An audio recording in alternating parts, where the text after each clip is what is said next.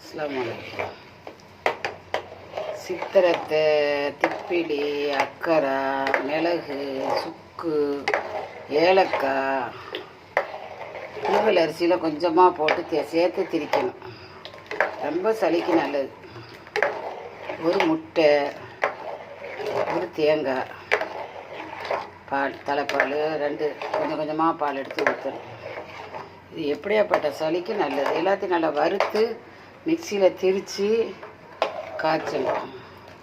ரொம்ப சத்து உள்ளது. 3 நாளைக்கு தொடர்ந்து குடிங்க.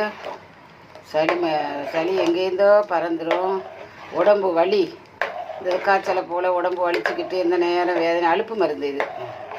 அலுப்பு மருந்து, அலுப்பு கஞ்சி குடிக்கலாம். பசி அமரம். ஒவ்வொரு ஆணைப்பிங்க நிறைய ஊற்றி குடிக்கணும். கோப்பை நிறைய.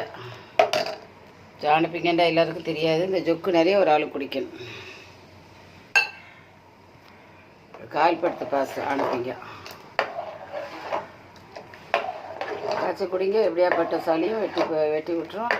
உடம்பு வலி, அலுப்புக்கெல்லாம் ரொம்ப நல்லது. ஏன்னா எல்லாம் சேர்ந்துக்கிற இல்லை விலகுன்னு மருந்து.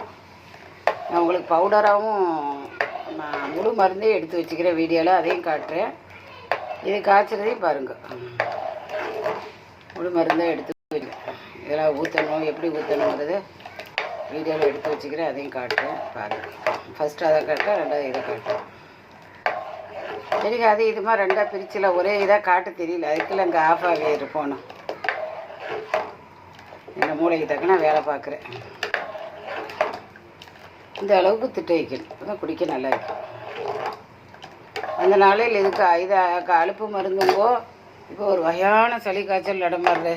அதுக்கெல்லாம் ரொம்ப நல்லது. ஒரு ஆளுக்கு இருந்துரு முழுசாக கை மருந்துலேயே தான் சரியாக்கிக்கிறேன். கொஞ்சம் கொஞ்சம் மெடிசன் போட்டுக்கிறணும். ஒரடியாக ஃபுல்லாக போட்டால் கிட்னிலாம் பாதிக்கும். மருந்தே உணவுன்னு சத்துள்ள மருந்து தான் உணவு. சத்துள்ள உணவு தான் மருந்து. மாற்றி சொல்கிறேன். சரி, பார்த்துட்டு லைக் பண்ணுங்கள், ஷேர் பண்ணுங்கள், சப்ஸ்கிரைப் பண்ணுங்கள். நீங்களே இது மாதிரி செஞ்சு கொடுங்க.